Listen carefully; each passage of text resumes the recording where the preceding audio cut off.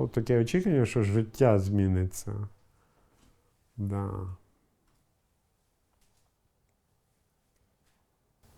З'явиться воля, свобода і так далі. Ти просто відчуваєш якийсь момент історичний. От саме це, мені здається, я відчував. У 91-му році, коли в Москві почався цей путч, ми всі в Києві чекали, коли танки введуть в Київ. І всі один іншого питали, а чи введуть танки, введуть в Київ танки, чи не введуть? Наша країна, вона отримала незалежність досить таким, знаєте, це якийсь такий чудовий випадок, я би так назвав. Тому що акт проголошення незалежності, більшість, хто за нього проголосував в парламенті, це, звичайно, були комуністи. Так що комуністи прийняли акт проголошення незалежності. Ну, процес пішов так, як він пішов. Так що зараз у нас на сьогоднішній день приблизно такий же стан, як і тоді, в 91-му році.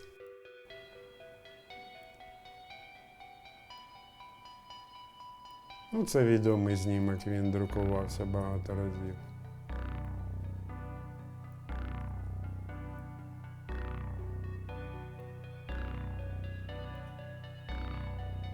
Ці три пальці, да? Тризуб вони символізують тризуб. От ці три пальці, да? Коли вони там підняли, бачите, от тут. Тут якийсь оператор. Ну, вони без обробки ці фотографії, тому що може здаватися, що провали в тінях. Їх там не буде, коли я пообробляю їх. Це Костенко, отакий політик був у нас.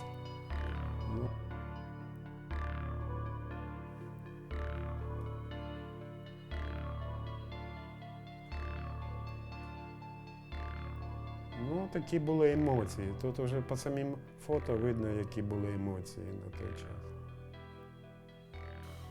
Був такий сонячний день тоді, по-моєму.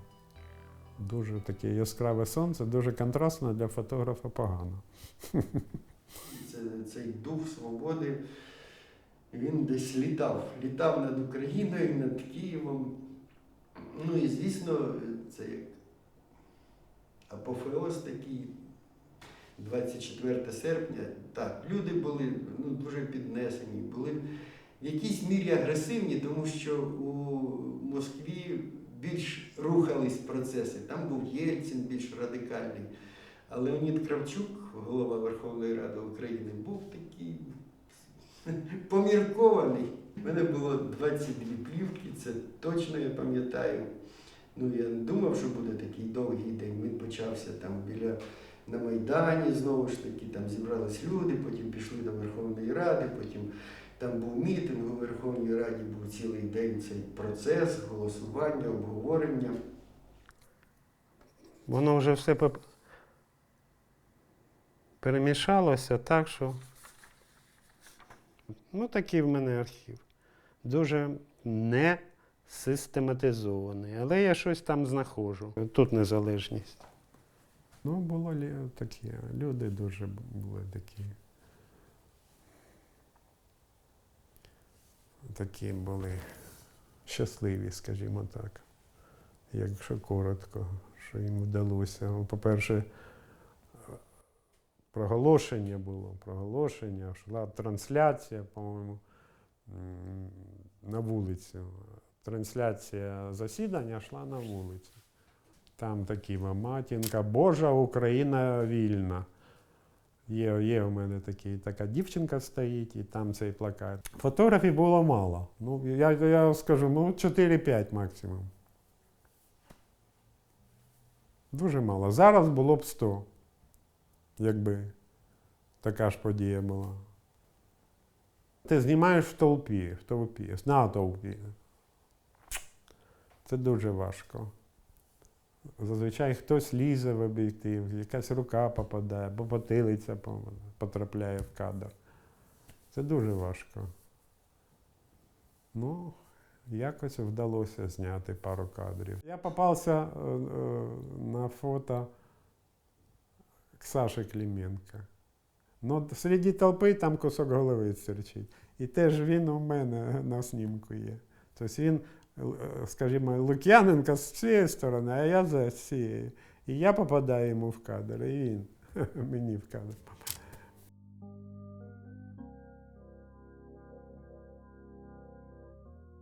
Я сканував всі плівки, і там є 744 кадри. Ну, з дублями там десь, ну, скажімо так, 700 кадрів. Я прийшов спочатку на Майдан, там познімав. І потім люди ці прийшли до Верховної Ради, я теж знімав. Там була дія постійна, знаєте, хтось кричав, хтось лаявся. Ну, я зняв, там стояла така бабуся, ну, вона навіть не бабуся, а жінка втомлена, вона стояла біля дверей з прапором, але в неї таке обличчя, і це був такий український народ. Я не знаю, що вона думала, але щось вона думала. Такі ці двері дубові, Верховну Раду, під'їзд, офіційне все, вона з прапором. Ну, мені подобається. Це моя улюблена. Можливо. Дядько, ми бачили. Це теж з другого поверху знято. З другого поверху. Ну, це фото таке. Його багато беруть. Україна виходить зі СССР, Україні волю. Таке. Животіти набридло, ми народа не бидло, КПУ до суду. Це якраз ідуть до Верховної Ради після. Це вечір уже, мітинг після на Майдані знову. Я постійно знімав, мені хотілося це знімати. І навіть коли ти знімаєш, мене інколи запитують, а що ви чули? А що говорили депутати? Ну, щось я чув, але ось вся моя увага сюди, ось сюди, в камеру і на кнопку. Тобто, ось так. Коли настав саме той момент, коли вже всі питання, там щось голосували, Кравчук почав читати акт про незалежність і ставити його на голосування. Я зайшов прямо за спину його і почав знімати, як він читає. Потім телебачення теж це знімало. І така картинка, Кравчук, і я там щось стовбичу, потім і якось там замилили те фото. Так, це був пам'ятний день. І в мене є єдина фотографія. Я дуже жалкую, що я сам себе не зняв. Мене там був ще один товариш знімав. Кажу, сфотографуй мене. Це просто таке. Фото на тлі дверей, тим не менше. Ти просто відчуваєш якийсь момент історичний. Саме це, мені здається, я відчував. Все так швидко змінювалося, що я думав, зараз у нас одне рішення, завтра інше рішення. Тому сказати, що я тільки з часом почав все більше, вони його викладають, цей прапор, тільки з часом почав розуміти, наскільки це був унікальний історичний момент. Унікальний. Ця світлина, вона повинна бути народним, як би знаєте, там, достоянням, тому що це вирішальна мить країни. Оце, коли вносять прапор, це і є той момент, коли Україна отримає незалежність. З Єфремом ми познайомилися із Сашою десь приблизно в один і той же час. Це були, наприклад, я з ним познайомився десь в 89-му році. Це скільки? Майже 40 років, да? Сашою теж в ті часи. Я коли побачив там перші фотографії Лукацького, я те, що я. І ми почали працювати разом в одній компашці. Таке було творче об'єднання «Погляд». Погляд. Так, чай готовий.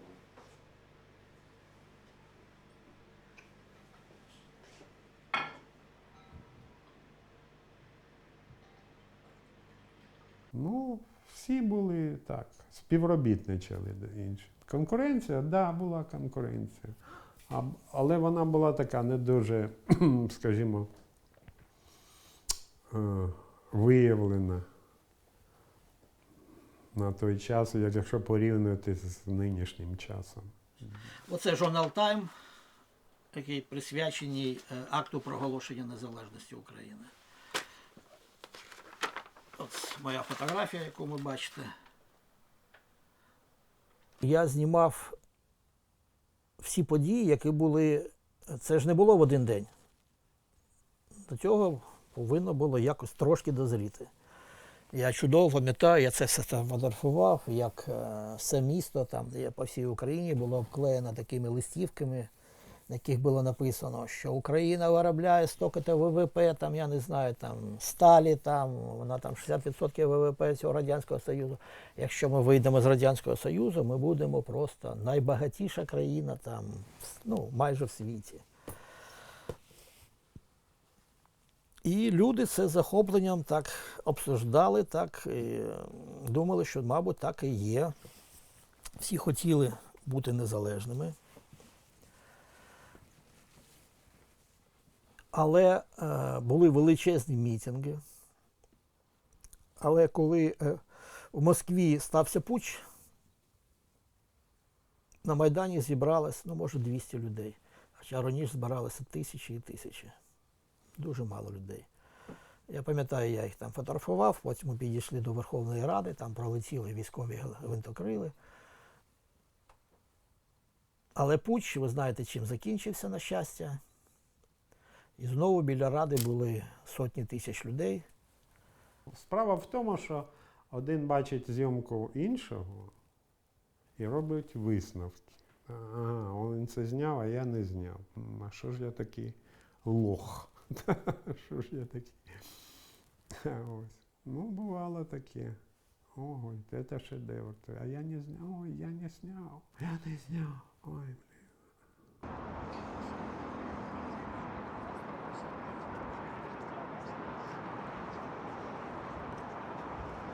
Я не зняв того знімку, який повинен бути знятий мною. Я його не зняв.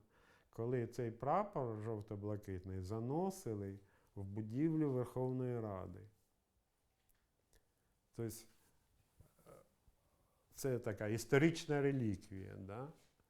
Який через 2 тижні вже буде над куполом Верховної Ради.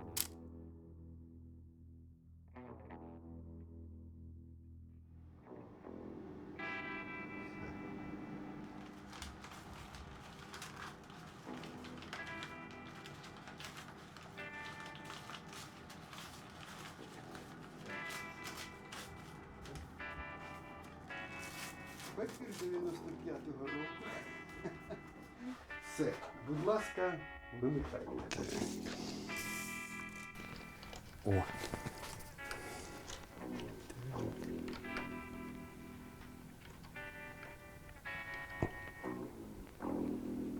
Вставляємо. Так. Хай буде так.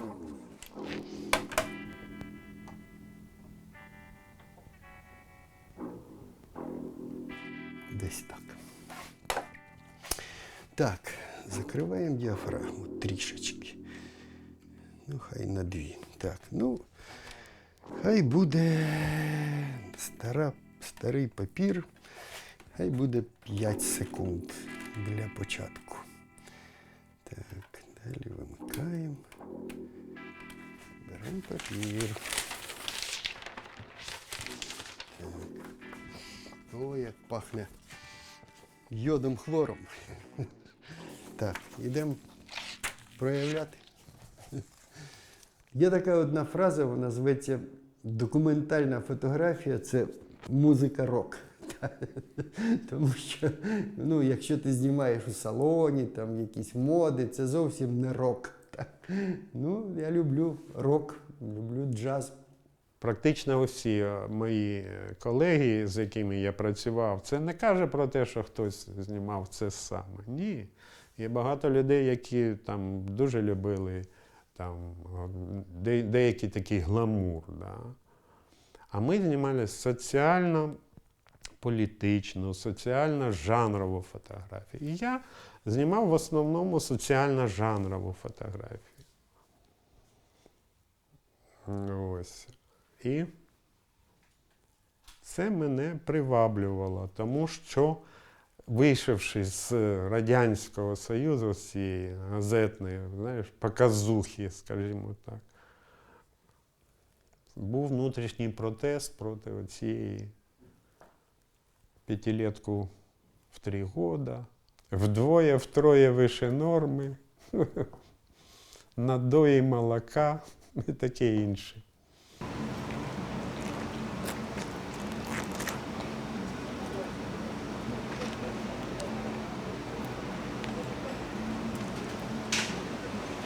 Але палало не тут. Документальна фотографія це відчуття, як я казав, вирішального моменту. Це найбільш головне. А відчуття це буває від чого? Ну, дуже такий, знаєте, примітивний приклад. Якщо ви спортивний фотограф і знімаєте футбол, де буде, що таке вирішальний момент під час матчу? Це забиття голу, правда? Якщо ти гарний спортивний фотограф, ти знаєш, що оцей ігрок, він грає головою, і до нього скидують м'яч, щоб він вдарив по м'ячу головою, щоб забити гол. Там все дуже швидко змінюється. Але ти вже свою камеру тримаєш в напрямку цієї людини і очікуєш той вирішальний момент. Те ж саме і в житті. Ти повинен прораховувати трошки на крок вперед, що відбудеться. Але це, звичайно, це не завжди виходить. Але прорахувати на крок вперед – це дуже важливо. На зустрічах якихось там політичних ти чітко знаєш, от зараз вони потиснуть руки. І ти вже тримаєш камеру на поготові. Це досвід, який наробляється роками. І заняття. Ну, психологія, звичайно, треба вивчати людську.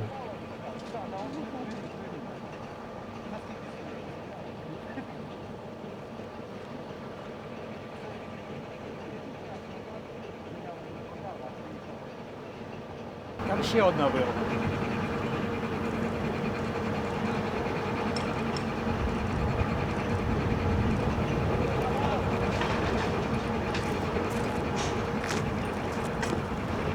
Бути військовим кореспондентом – це непросто, але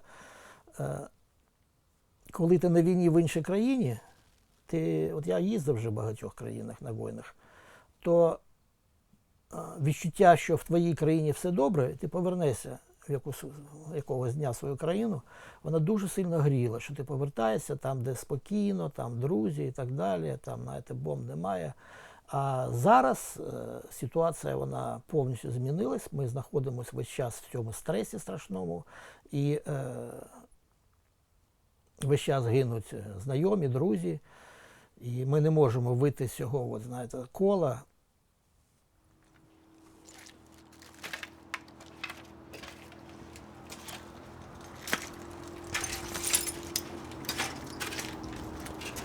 Вже щось збереглося.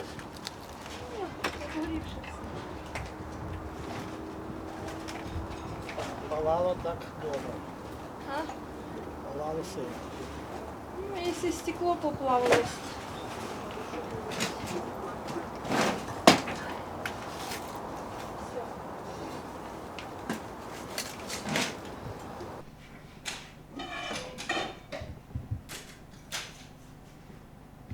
Цей знімок 93-го року. Літо 93-го. Українська мрія. Отакий мерч. Політизований мерч такий. Я не знаю, поставив би я колись на футболку його. Сама футболка не дешева. Я бачу, що це якісь VIP-подарунки, типа. В ті часи, аналогові, плівкові часи, ну, десь 2-3 години від зйомки до здачі. От, скажімо, головний редактор каже, подібні, зніми щось, піди, зніми на обкладинку сьогоднішню. Там 12 година, а там я знаю, що там, здається, номер там о 4:00. Ну, шукаєш обкладинку, теж дуже мотивує, теж такий психоз настає. Що я можу зняти? Ти сам придумай, що не буде. Сам придумай таке. Київ пташиного польоту.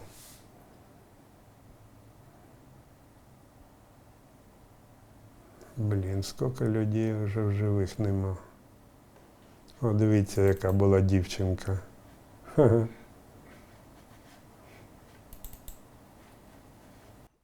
Це моя третя книга. Ну, звичайно, тут далеко не все, що я знімав, але трошки є така невелика ретроспектива. Trafficking Woman, торгівля жінками. Анапрієнка, маніяк вбивця. Ну, історія країни. Справа в тому, що на фотографії для мене дуже важливі дві речі, на портреті особливо. Це очі і руки. Під час розмови я весь час підводив його до того, щоб він почав шевелити руками і мав якийсь так. І коли він підняв руки і сказав, цими руками я вбив там 53 людини, я зробив цю фотографію, і коли я опустив камеру, він побачив, в мене, мабуть, щось було на обличчі, він це побачив, і він так до мене. Але охоронець цей якийсь тюрми, він професійна людина, він також це читав. Він так величезний такий, він також зробив крок до нього. І це було, знаєте, так досить цікаво. Я попросив батька, мені так захотілося такий фотоапарат. Це така копія, репліка заводу Арсенал апарата Мінокс. Значить, це апарат, ти отак зводиш, дивишся, і тут є кнопочка «Знімаєш». Тут ти можеш виставити витримку, діафрагму, їх дуже мало було. Ну, а як її заряджати, цю плівку? Отак. Ну, потім у мене, звісно, було вже, скажімо так, мільйони апаратів всіляких. Знімаю я ніконами найбільше і дуже люблю цю камеру. І це, на мій погляд, найкрутіша камера. Як йшов за подіями. Ну, подія, вона може тебе дуже сильно мотивувати. Ось. І коли збирається там, наприклад, в ті часи, збирається якась мітинг або демонстрація, або...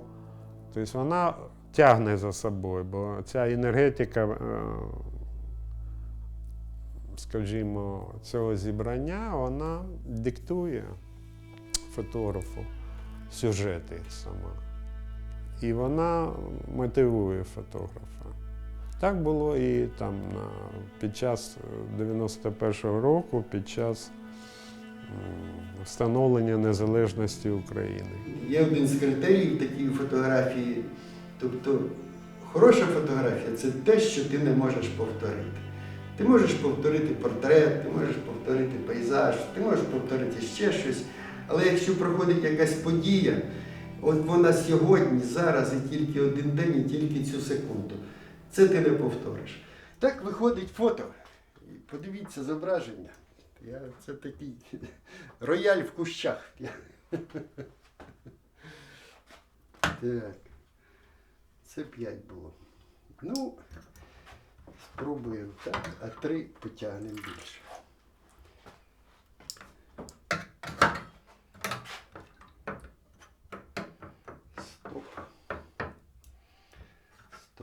Стоп. Так, кисле середовище, яке зупиняє процес. Вода. Так. Все, я думаю, і сюди. І фіксаж. Так. Було 5 секунд, і це є 3 секунди. Так, треба намочити і відразу зробити так, для того, щоб всілякі паразитні засвідки, чи як це зветься. Так.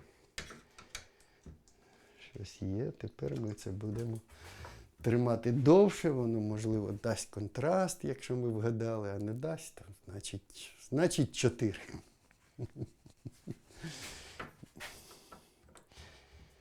Ну, на мультиконтрасті. На папері мультиконтраст, це працює зовсім по-іншому. Ти виставляєш фільтри, робиш тести багато, бо папір дорогий дуже. І бажано його не витрачати впусту. Ну, негатив нормальний, тобто він не такий, він не контрастний, він не м'який. Стопом.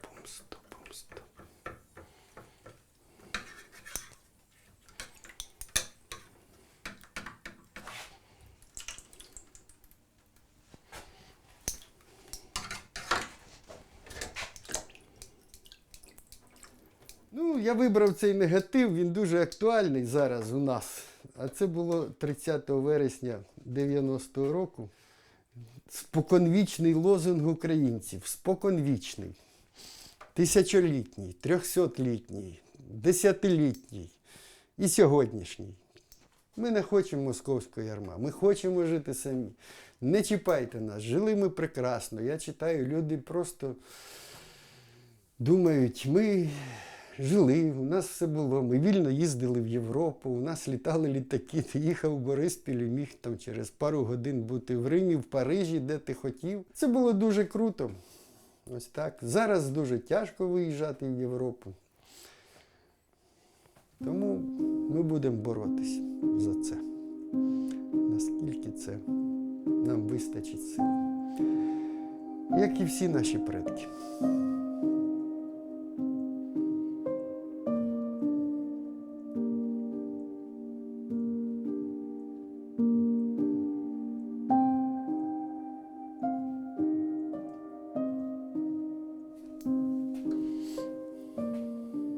Це може не дуже добре сказати. Нам пощастило, що ми живемо в історичних подіях. А може і не зовсім пощастило. Інколи хочеться вже не жити в історичних подіях. Останнім часом багато похорон військових і фотографи хочуть емоцій, як плаче там мама, дружина, не знаю хто. Мамі дружини це не подобається, вона не хоче цього. Дуже етичне питання.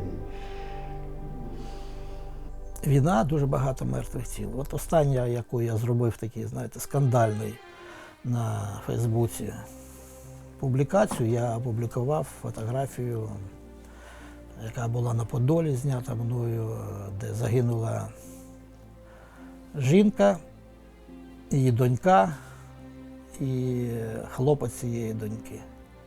І вони були, знаєте, як одна маса там, знаєте. Мені було важко це прийняти рішення. Але коли я надрукував, в той же день цю фотографію показували на засіданні ОБСЄ в Газі. І депутати її обговорювали. В той же день вона з'явилась на сторінці у президента Зеленського. І на наступний день він їхав в Анкару на зустріч, цей саміт НАТО, де був Трамп і сенатори американські. І вони до мене звернулися з проханням дати якісну, в якості цю фотографію для того, щоб показати її західним політикам. І щоб це був такий, знаєте, моральний тиск з проханням дати все ж таки більше систем ПВО і дозвіл на виготовлення ракет Петріот. Десь о першій годині ночі я отримав повідомлення в соцсетях. Я вам можу їх зачитати. Добрий вечір. Я мама хлопчика, що загинув 6.07 на Подолі.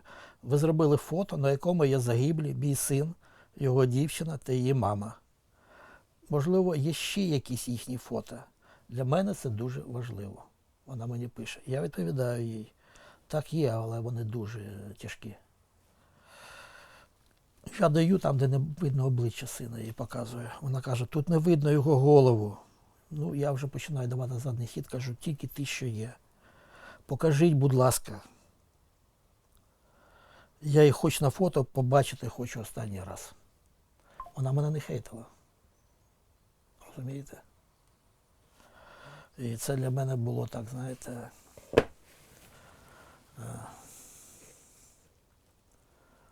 дуже непросто. Це дуже непросто. Знаєте, це... Я розумію, що яка б не була жертва в Україні, це не закінчить цю війну. У мене немає сумніву. Але просто мовчати і робити вигляд, що нічого не відбувається, це неможливо.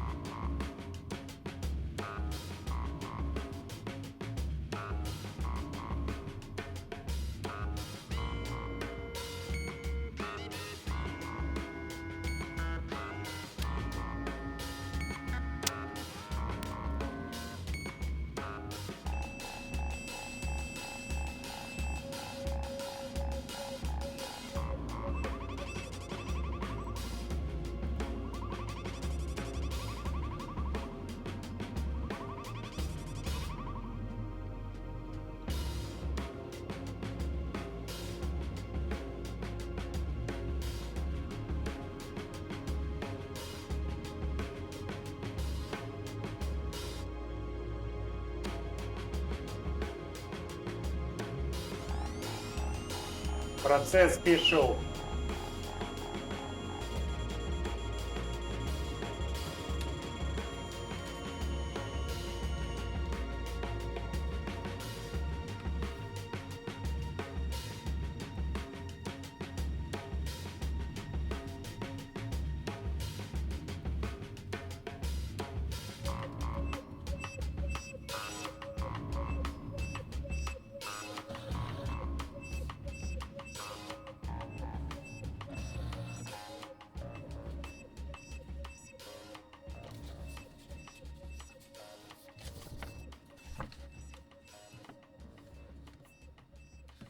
Коли ти знімаєш якісь дуже важливі історичні події, треба максимально залишати всю плівку. Самі негативи, вони знаходяться тут, таким чином я придумав сам собі. Може, це не зовсім зручно, але мені зручно. Тобто негатив. Я дивлюсь тут, контрольку, а негатив дивлюся по номеру. Так, номер 725, значить, листок 725. Ну і там знаходжу. Для того, щоб це зробити, ти сидиш ввечері, спочатку ти робиш контрольки, потім ти їх дивишся, потім вирізаєш. Для цього треба негативи, отак, знаєте, це така штучка дуже. От. Ну, тобто це архів той, який з негативів. Це було десь до 2005 року. Потім я знімав менше чорно-біле. З 2005 року почався цифровий архів, який зберігати набагато легше. Він вже весь записаний на дисках. Тут скановано теж і листки ці скановані, для того, щоб я мав усе в цифрі. Це публікація в газеті. Ну, тоді любили робити таке.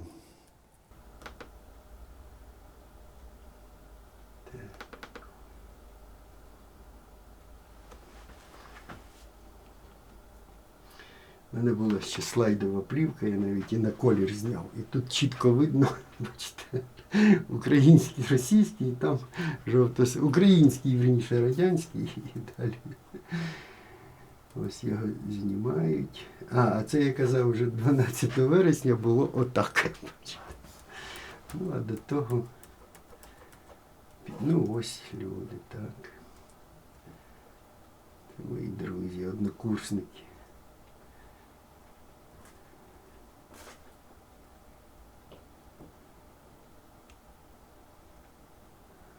Ну, Лук'яненко. Одна з його улюблених фотографій. Я йому подарував, він скрізь її показував. Каже, це я.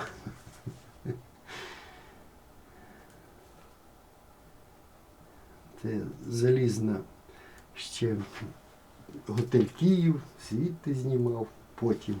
Ну, а це ось саме, це люди, які там, а це Павличко вікно заспокоює людей.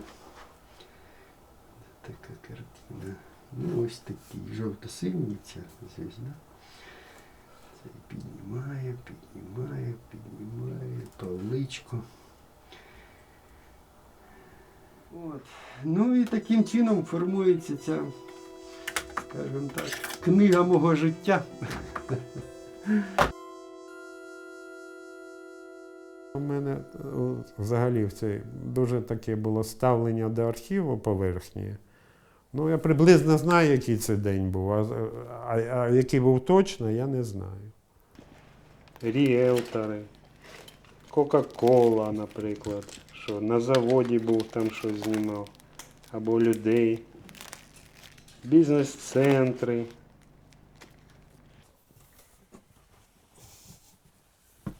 Ну, щоб розуміти, оце мої архіви. Як я казав, пам'ять це дуже погана річ. Є такі архіви.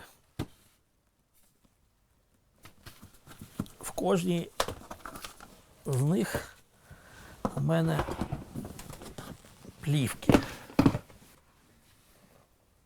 Ну, буду відвертим, я не дуже акуратна людина, і це не розкладено так, як воно цього потребує. Десь підписані, десь не підписані. На жаль, це те, що є. Але тут дійсно зібрана реальна історія України. Ну, не тільки України, але більшість це Україна. Раз, два, три, чотири, п'ять, шість, сім ящиків отаких от. Тільки з плівками. Тільки з плівками.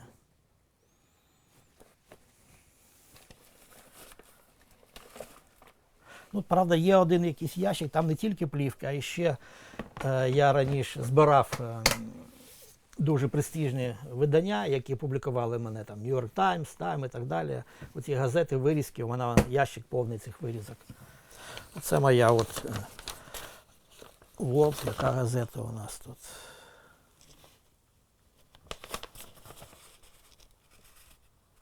Ottawa Citizen, от чорнобильська моя історія, навіть, знаєте, не кожного журналіста ставлять портрет. Це значить величезна повага до цього матеріалу.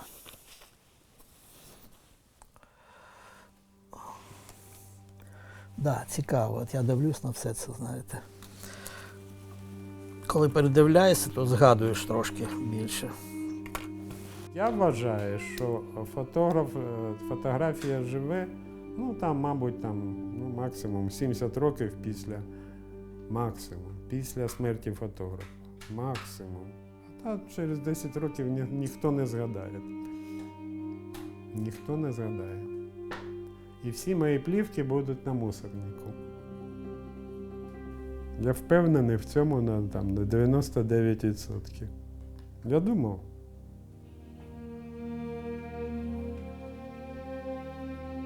Я вам точно кажу. Так, Чорновіл. Ну, тут це Кучма сидів як народний депутат ще.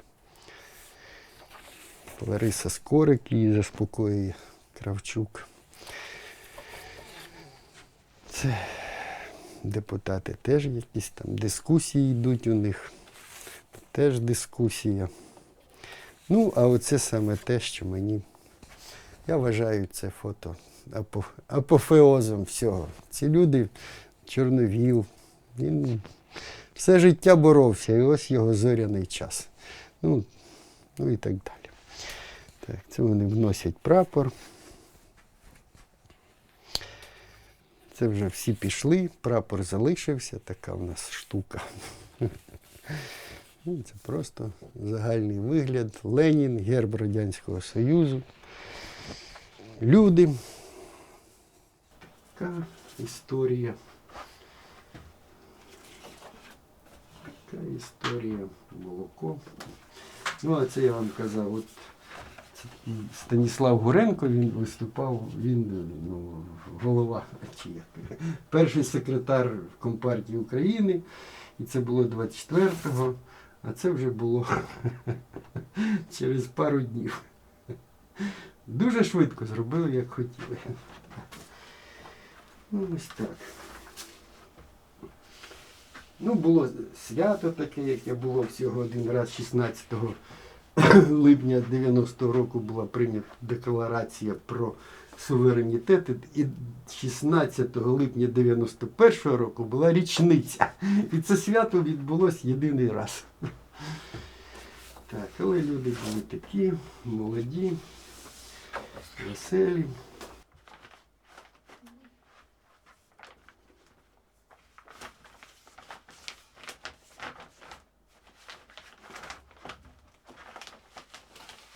Державний архів відео, візуального мистецтва. Ну, там працюють нормальні люди, але мене дістає постійно. Це дуже грубо дістає. Ну, це неприємно, коли вони публікують фотографії, хтось у них бере ці фотографії десь інколи. Але там написано фото Івана Петренка, фото з архіву. Ну, так недобре, хай людина померла, ім'я її повинно зберігатись.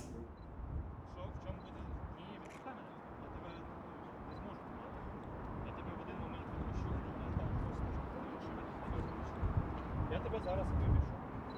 Не нахиляйся назад. Дивишся вперед, вперед і вниз.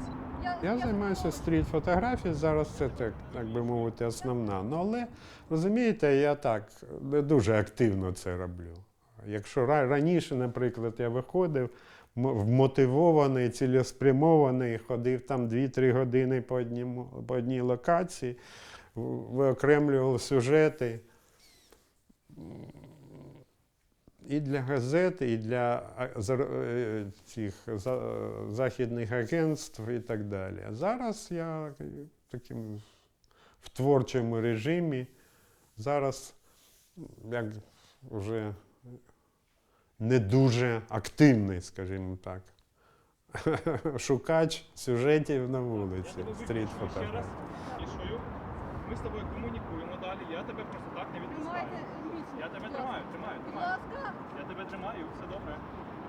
Я тобі дам відлік, і ти за відліком впадеш. 3, 2. Серце вилітає.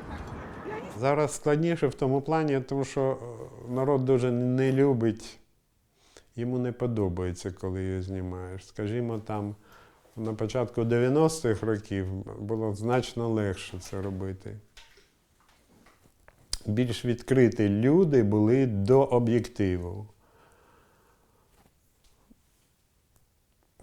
Багато чого змінилося.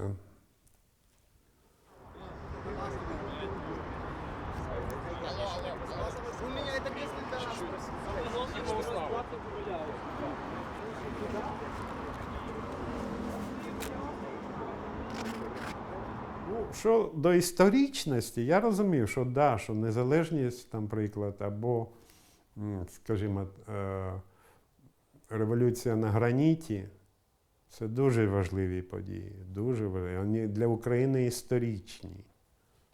Історичні і мають неабиякий сенс і неабияке розуміння для подальшого сприйняття людьми. І там молоддю і так далі. А зараз, дивлячись на це, то треба, щоб ці фотографії увійшли в шкільні підручники історії, розумієте? Вони повинні бути в підручниках у школі.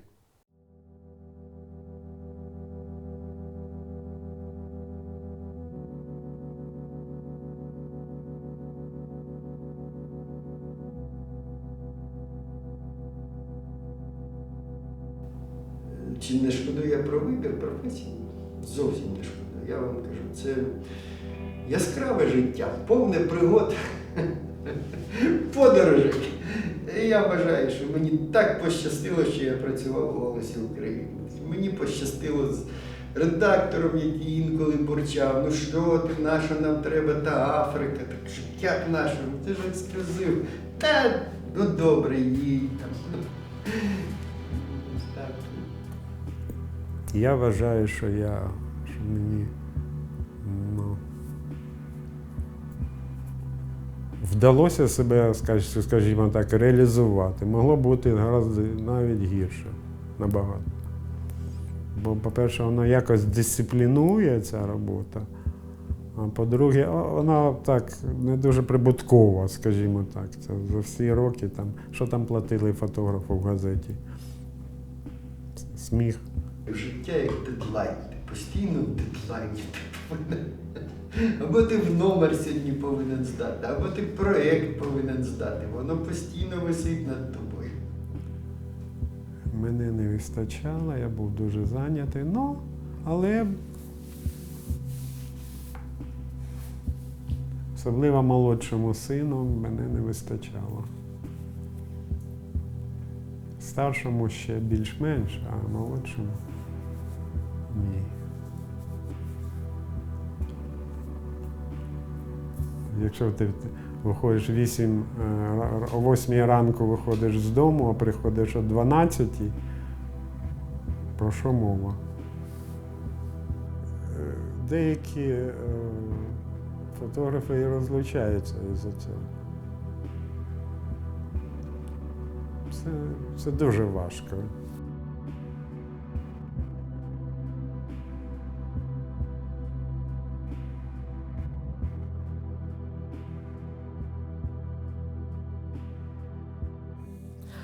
Проблема в тому, що в нашій країні до своєї історії ставляться дуже, навіть не дуже, з великою неповагою. І за цього ми маємо всі проблеми, які ми зараз маємо. Тому що якщо б ми знали свою історію і розуміли, то ми б не робили тих помилок, які робляться весь час. Кожна влада робить одні й ті ж помилки. А весь час вона переписується, історія. Кожен, хто приходить до влади, він думає, що починає з чистого листа. Оце є велика проблема. І кожен раз ми вступаємо в одну і ту ж багнюку, в корупцію. Якщо б ми розуміли це, ми б не робили таких помилок.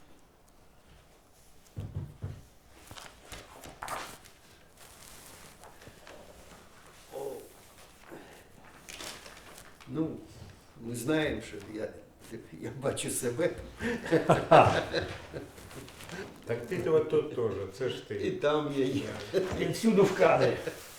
Ми так не любимо, коли Ну, фотограф. в мене знизу це фото, я не був на горі. Таке. В тебе чорно-біле. Чорно-біле. Чому? Чому не кольорова? Тому що так. Так вийшло. А це було у мене кодек 100 ISO. Слайд. Ти уявляєш? Там ж темновато все ж таки в залі. Ну, да, А ще 100 ISO. Це ще смертельний номер був. Я там камеру і так, і сяк. Да. Подвіжка є. Подвіжка. А це якого це було? 4 вересня. 4 вересня, в день встановлення прапора над куполом Верховної Ради. І це Сашко Клименко, бачиш, з фотоапаратом. В нього є цей знімок з цієї сторони. А я побіг в готель Київ знімати зверху, як підіймають прапор. Я знімав це. А це теж, по-моєму, я не впевнений, чи то 4 вересня, чи то 20 чи День Незалежності. А ти був в тому підвальному залі, коли комуністи сиділи? Ну, комуністи ж проголосували за незалежність. Ну так. Так, коли вони сиділи і вирішували, і хтось Я там не сказав, покличте, Я покличте не був. Павличку, нехай він нам заспіває. Він прийшов і там пояснював, Ну, що... це Олександр Зінченко в такій книзі «Як Україна зруйнувала імперію», вона ілюстрована моїми фото, він описує цілком повністю весь день. Хто автор, хто автор? Олександр Зінченко, історик. Мене таке цікаве питання, хлопці. Ви пам'ятаєте, там вже приїхав, коли Собчак, Груцький. Да, я А знімав. Путін там був чи ні? Не Він же- було. Ну він же Собчаку таскав Ну, чемоданчик. теоретично він... Знаєш, ми б його не помітили, він міг бути. Це Він було там був. 28 серпня. Ну він тоді був вже, він таскав йому Не чемоданчик. було, я все знімав, я знімав. Ну ти що ти? Хто такий? Він там був нуль. Ти будеш його знімати чи що? Та я знімав, це було, вони потім зайшли в Верховну Раду Ну, на да, третьому ми це поверсі. знімали все це, да. Було там засідання ціле велике, довго-довго до ночі. Там був Рєпік і я. І там вже врешті світло вимкнули. Світло було таке тьмяне, що я просто знімав на Путіна не одній в четвертій. архіві не знайшов, да? Путіна. Ні, немає його, це точно. Ну, всі на фото. Як би кажуть, всі ходи записані. Вся фотографія це чудо. Я хочу сказати, що всі ці архіви, не тільки наші, а й наших колег, вони зникають. Люди йдуть, архіви зникають, гниють там в яких ящиках, потім їх викидують. Що держава, яка повинна берегти свою історію, тому що без історії держава не може існувати, я не бачу жодних якихось жестів від держави з приводу збереження історичних моментів. Може, до вас зверталися, я не знаю. Звертались, да, 2 рази до мене зверталися. архіву, да, з архіву. Да. Це бред. Принесіть нам ваші плівочки. Ага. Сказали, принесіть. Ну, щоб у нас було. Бо у нас там цей вже є, ми вже назбирали тих фотографів. Великі гроші тобі пропонували за архів? Поки ні. Маша, може тобі пропонували? Ні, ну я зараз там одну фотографію беруть, ну так, нічого платять. В будь-якій нормальній країні всі ці архіви, створення цієї держави, це, знаєте, це золотий фонд їхній. Ну це в даному випадку це наша власність, моя, твоя. Так що ніяких. Ні, я не жалію, ви знаєте, якби. Просто хочеться, щоб історія все ж таки збереглася, щоб збереглись ці обличчя, щоб була правда, щоб без цього, без правди, а весь час, а ще й з допомогою зараз штучного інтелекту, ця правда починає так відозмінюватися, що Да. дивуєшся тільки. Да. Ну, мені цікаво Чиста інше. правда. От зараз перед незалежністю, святом 35 років, Так. до тебе зверталися для проведення якоїсь величезної глобальної виставки? Ну, ні, ну мені приємно, дівчата Ні, звернулися. дівчата, я Це маю дуже на увазі, важливо. Це ж повинно бути на державному рівні, все ж таки 35 років, правда? Ну, Ні? Вони чекають 40-річчя. щось буде робити. Ні, не 40, 50-річчя. Якщо доживе. Да, Якщо доживе. щоб всі вже Якщо країна доживе. Доживе. Ми в цьому впевнені. Я ні. Да, все буде добре. майбутнє бачу дуже позитивним. Уже стільки країн починають тільки розуміти, що таке Україна. Вони не розуміли, що це таке взагалі. А зараз вже трохи вже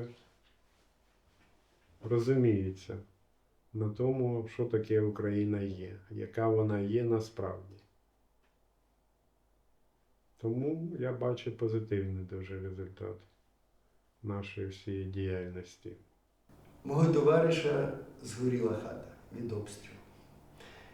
Ну, йому дуже тяжко це. Ну, от просто згоріла хата. Йому, ну, так далі. Він мені дзвонить і каже: Саня, ну хіба ми за це знімали? Хіба ми за це стояли? Ну, це так щиро. Люди були інші, депутати були, можу так сказати, більш інтелігентні, скажімо так, евфемізмом. Хоча і зараз я не хочу там всіх підряд міряти одною міркою. Для мене дуже легко, я казав про політиків, знаєте, це перевірити його, скажіть мені, як звали вашого прадіда, прабабку. Всього досить, він не знає. Все, це не їхня країна. Це могили не їхні. Вони тут жити не будуть. Ну, я не знаю, що очікує цю країну. Я бажаю тільки світле майбутнє, але ми стикнулися з великою з божевільним, який, як той Напрієнка, але значно гірше, я маю на увазі Путіна. Україна незалежна, як вона не є, але вона зараз незалежна. А також люди вільні, вони зробили Майдан. Не кожна країна так робить. Я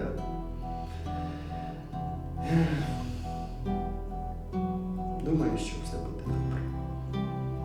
Хочеться бути оптимістом. Ну, наша мрія. Ми кожен із нас в серцях тримає цю мрію. Я знаю, хто про що мріє, яку фотографію він хоче ще зробити.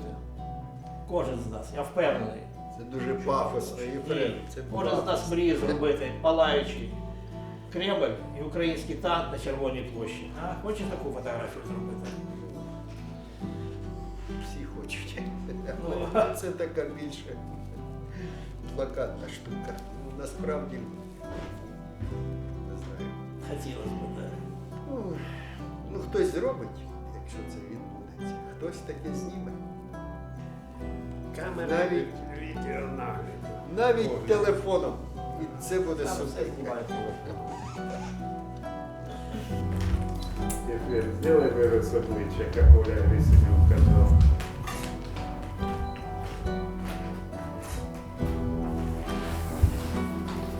Ноги трохи обрезал.